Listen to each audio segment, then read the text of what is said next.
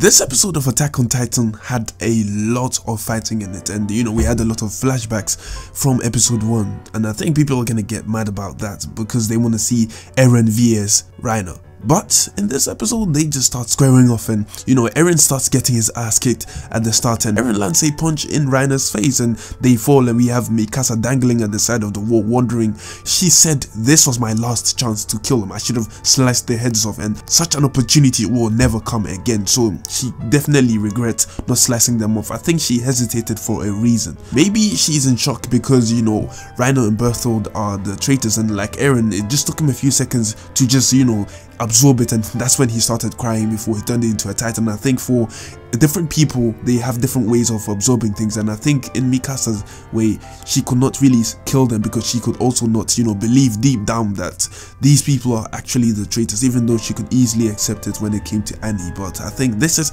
her kind of way of reacting to the whole Berthold and Reiner are Titans situation. So we have Berthold, right, who turned into a Titan, and he doesn't have legs because they are bound to the walls, and it's kind of stupid because it's like you turned into a Titan and you captured people, you're trying to get away, but you have no legs to get away. And the thing is that his Titan is humongous, and the Titan will be slowed down because of its size, and we can see how the Titan slowly moves. So it's like, how the fuck are you gonna get away with the people you captured when you have no legs to get away with? So there is this scene in the episode where they just stand there to process what they just witnessed, and it's like, yo, fuck this nigga, bro. And they all just jump in the sky and try jump Berthold straight away, doing all these cool maneuvers in the sky.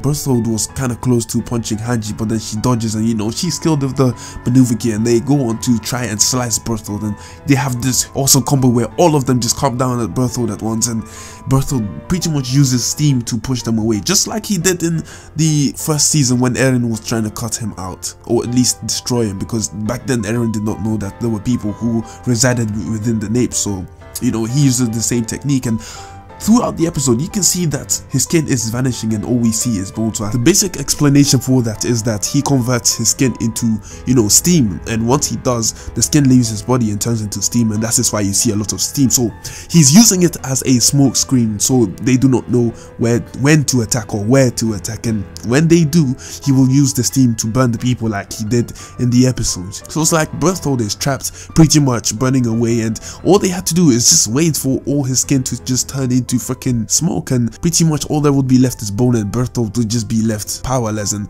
that is when they could have captured Berthold. But then we go on to Eren vs Reiner. Now we see Reiner, who does not even say anything because I don't think his Titan is capable of speech just like him is. He's kicking Eren's ass, he's whooping Eren's ass, like he lands like 2 blows on Eren, and Eren just keeps getting up because finally the person, think about it, the person or the people who have caused havoc, the people who have set you on the path to destroy Titans are standing right in front of you. The people who are the cause of all the agony of mankind, the people who scarred you for life and took your mother away from you in some kind of sense, are standing right in front of you. So it's like all your problems, all of Eren's problems, his life problems that he has established with these Titans is just right in front of him, and if he was to kill these people, he would deal with it, and his ass is getting whooped. But then we get flashbacks of the first episode pretty much, where we see Annie teaching Eren how to use judo. Basically, since Annie says she's a weak girl, she cannot fight, she does not have the strength, so instead of using strength, she uses strategy to take her opponents down, whether they are big or not. And that is pretty much the rules of judo. It's all about using your mind to take out an opponent who is even more powerful than you. And it also goes to show that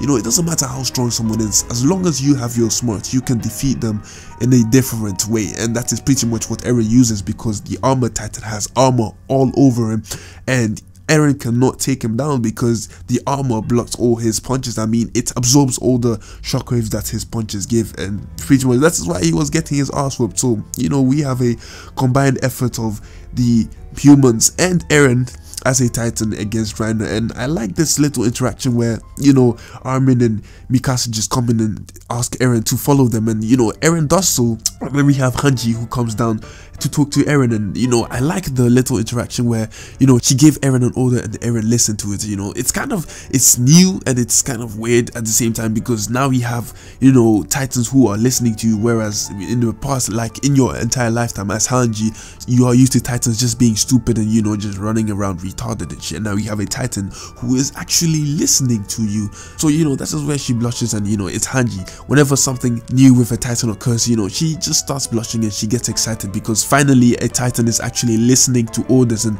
you know, obeying her. So it's kind of like a new vibe, and she gets happy about that because it is something to celebrate about, because it's a new achievement. So, you know, she goes up and then they start fighting, and you know, Eren starts to remember all the stuff that Annie taught him. He uses it on Reiner and it magically works, and you know, Reiner is wondering why his ass is getting whooped. But then again, you know, Eren is using judo, and I think I will display the names of the judo moves that Eren used on Reiner in the video if you are still watching it, you know. So back up the wall, we have Berthold, who is fighting the survey corp, and you know, he grabs Ymir, right, because Ymir is a Titan shifter just like Eren, and they want Titan shifters, and that is why they are trying to capture Eren.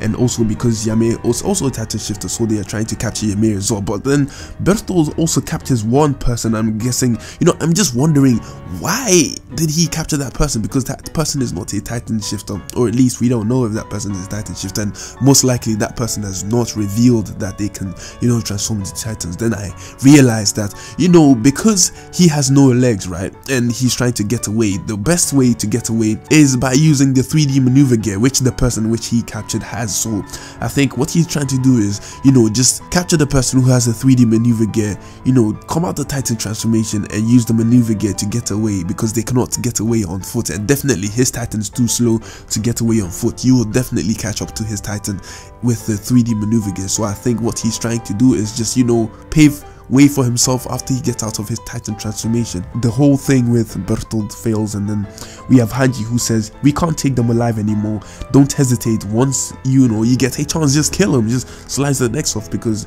you know it's becoming too dangerous and they can't really predict what is going to happen, since you know they got burned by Berthold literally with the steam. So it's like they can't really predict what Berthold is going to do. So they're like, you know, Hanji says, kill him, just slice the necks off. You know, the original plan, let's return the original plan. So we have Mikasa, who put in work this episode, and you know, everyone loves Mikasa because she always puts in work. And you know, even though it's useless, she still tried, and it's the effort that counts, right? So we have Eren, who is thinking about what Reiner is as a person, and he said a person like Reiner cannot exist because, you know, he's a piece of shit. And he remembers the day when Reiner was, you know, part of the whole crew when they were saluting and shit, and then we see Reiner saluting, and Eren says, your face was full of justice, but deep down you were just full of shit. So you know, he says, a person like you cannot exist, I have to wipe you away. And it's pretty much a life lesson where, you know, you are so close to people, and deep down inside these people will backstab you without thinking twice. And it's stuff, you know, a lot of anime just implements things that, you know, you learn in real life and just put it in the anime so you can learn from there, because, you know, sometimes people do not learn, you know, from the way or the method you want them to. In a way, they implement it in a anime or something you are interested in to, you know, come up with content which you will definitely learn from. So this is definitely a life lesson for you, that, you know, it doesn't matter who you are associated with, at least someone in there might not be on the same page as you like you think. One thing that I will say is that it is not clear, you know, when we see a lot of the gory action that is going on. I mean, in this panel where, you know, Reiner punched Eren when Eren just got up and tried to punch him, right, after the whole flashback of him and this whole justice pose thing, right, we see Reiner punch Eren in the manga, and in the manga what happened is that Eren's face was completely destroyed, at least half of it was completely destroyed, and we see some of his eyes fall out and shit. And I think in anime it has been censored in a way, because, you know, censorship's sake, it's like, you know, this show is really gory and we've seen, you know, some of the worst things, so it's like, why don't you just, you know, not censor it, because this is what this show is about. I mean, we see naked people running around retardedly, and then we have others slashing their necks and all that kind of stuff, so it's like, why would you just censor it? Anyways, for those who still don't believe that Titans come from humans, or at least the humans in the village, in Connie's village, turned into Titans, have a look at the Titan which Sasha was dealing with to save the little girl, and have a look at Connie's flashback, you know, of his parents, and you will see that Connie's father is actually the Titan that Sasha was dealing with, and